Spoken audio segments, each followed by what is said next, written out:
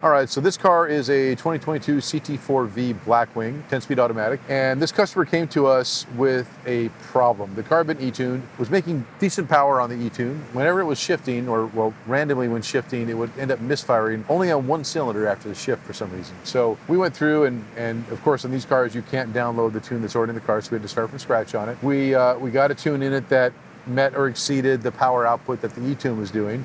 And then we went about trying to solve the problem with the shift issue. We did find out what it was. It was a bit complex. Took us a couple days of digging to figure out why it was happening. When we solved the shift issue, and the customer was pretty happy. Now he wants us to go back and tune it for ethanol. Now we can run flex fuel on these cars. We use a kit from DSX Tuning to do so. This customer's not ready to add the flex fuel kit just yet though. He only wants to run a straight up E85 tune. He does have some upgraded fuel system components. In particular, he has a low side pump and an upgraded high side pump. So given that the turbos and everything else are stock on this, I'm hoping we'll be able to go ahead and get full E85 out of it without running into fuel system issues.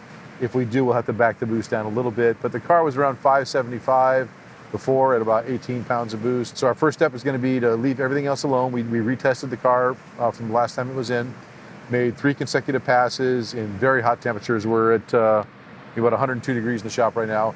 And the car made within 1 to 2 horsepower every pass, so we know we get a good solid tune, no knock. Then we're just going to put ethanol in it, no other changes, see what it does, and then begin to see if we can lean it out a little bit, ramp in a little bit more timing, and see what happens.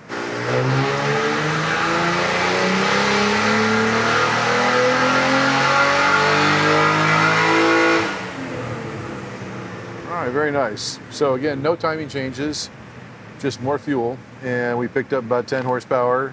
And mixture looks good. So I'll show you where we're at right now. We'll get rid of our runs from last time. So we started out today, we made 3 consecutive passes. There's the middle run of the consecutive passes. Now we've just put in some ethanol and changed our stoichiometric ratio, no other changes. And we picked up about 10, 11 horsepower. We're more concerned with what the fuel system's doing right now. So we're gonna check our fuel pressure and injector pulse width. So right now, injector pulse width definitely went up. We were at about 4.5 milliseconds before. Now we're up to about 5.5, 5.3. So about 20% more fuel, which would be about E45, E50. So that makes sense. Fuel pressure is still strong. In fact, maybe a little bit high. We have to draw it back a little bit, but making plenty of pressure at this point, so that's good. And no knock. Everything looks nice there. Getting a little bit of throttle closure in the mid-range. Other than that, it looks really, really nice.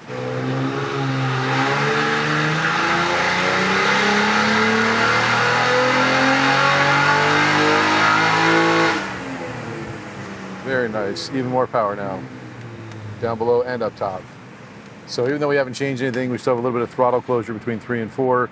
You can see we picked up even more as the fuel came through the system. Knock is 0, great, we got a lot of timing up top.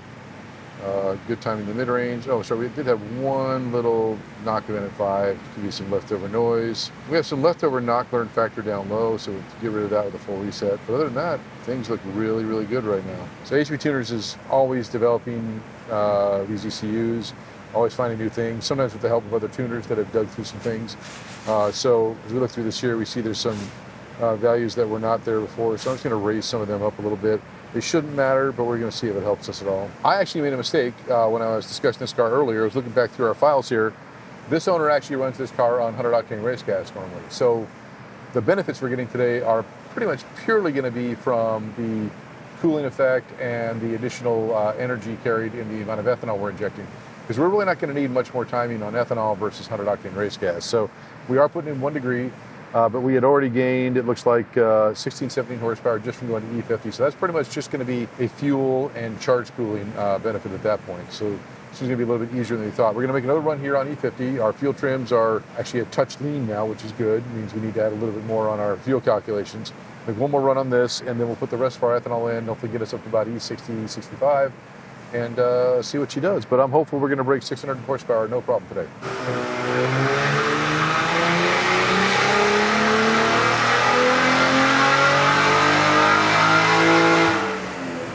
All right, so where we're at right now is our gray run. There we go, some nice gains. Almost 590 on E50, so looking really good there.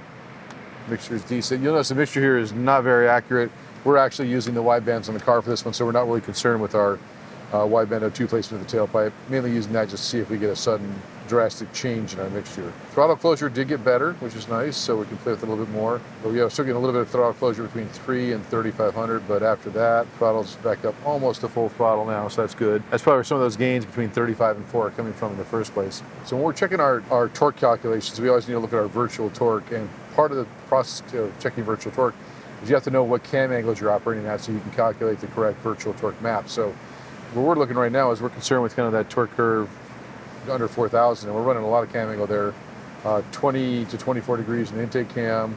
So we go to our virtual torque tables, we look at that there, we're going to be running a load of about 1,400, and I'd say intake cam is going to be 18 and 25, so let's just say 25 for now, and exhaust cam will go to 8, so that's kind of right in the middle. So if we look at our torque curve then, what we want to see is there anything unusual about our torque curve down in that range that we're operating. And where we're operating down there, we're running about 5 to 10 degrees of ignition timing, so we're going to look at the timing table here, and then our load, so we're operating this range. So you will see that we get an interesting little spike in our virtual torque down here, and that may actually be causing our throttle closure there. So because the torque is lower than expected there, we're just going to reduce this a little bit to help try and smooth that out. Don't recommend making big changes in these tables, small changes, 4 or 5% at a time. We'll go ahead and extrapolate our coefficients and then calculate our torque table. We'll see if that helps us with that throttle closure down low. We're also going to go through and check our turbocharger stuff. We're going to look at our wastegate and see what's happening with our duty cycle. And you'll see that down low down there, we actually have, actually enough, we don't want a lot of duty cycle down there. So even with a higher desired pressure ratio, in this case 1.5, oh, actually look at that. So if you zoom in right there, you'll see our desired pressure ratio is right in this range down low, and you'll see that right around 2,500, 3,500, we have a big dip in our wastegate right there, our base duty cycle. So we're going to go ahead and bump those up right now to try and smooth things out at this point. The car came in on a stock transmission calibration. It had been tuned before, and the customer put the stock calibration back in, trying to identify the problem that we were having on shifts. So right now everything's pretty much stock. So I'm just going to raise a few pressures, reduce some shift times a little bit, raise the shift points a little bit. So there's a bunch of changes I have to make, but just know that on the 10 speeds, there's a lot of things you can do. One of the things you may have to go and do as well is go in and play with your torque management on the transmission, because the transmission can command the engine to reduce torque. So obviously we don't want to tell it to not reduce torque on shifts. We can protect the transmission, but there are some other max limits that you may have to change. So we've already changed a few in here, but you can see, for example, that here is a trans torque limit. If we compare this to a stock file, you'll see that's what we have right now, and that was the stock file there. So we did raise the limits a little bit. We may raise them up a little bit more just to see what happens. So that's one thing you can do. Also, you may also change your max shift torque values. They were 664, now they're 800. We may raise those up a little bit as well, even further. So all these things matter when you have an automatic transmission. Now, you don't want to cheat the torque numbers, because then if the transmission doesn't know the proper torque for the engine, then what's going to happen is it's not going to have enough pressure to the clutches. You're going to get slippage, and eventually you're going to kill the transmission. So it's important to have all this stuff balanced.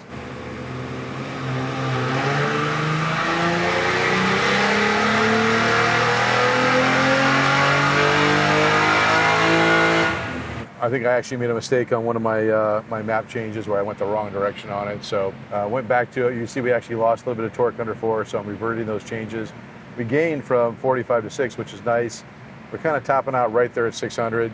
Some of it's got to be because of our conditions today. I mean, it's almost 6 o'clock and we're still at 100 degrees in the shop here, so I think that's going to be a big part of it. Very frustrating end for today.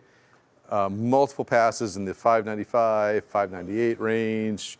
Just could not get it to go over 600. We just wanted to show that 6 on the dyno graph, but just not going to happen. 100 degrees plus.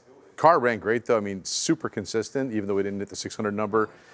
We were able to make multiple back-to-back passes with less than 1% variance, even hot. So this customer loves to use this car on the track, so it's not just like a drag car. So that kind of consistency is very important. So I'm very pleased about that. All things considered, considering the minimal number of parts in the car, we're doing really, really well. And there's still a lot of room left. Our fuel system with the upgraded pump piston and body didn't have any issues at all, keeping up the full E85 at almost 600 horsepower. So there's definitely some room left for future development. All right, so obviously we do a lot of different cars here at Church Automotive Testing. So please, down in the comments, let us know what kind of cars you'd like to see. We've probably done one and we can do one again for you. And if you like the content you're seeing, please hit that like button, subscribe, and don't forget to hype it as well.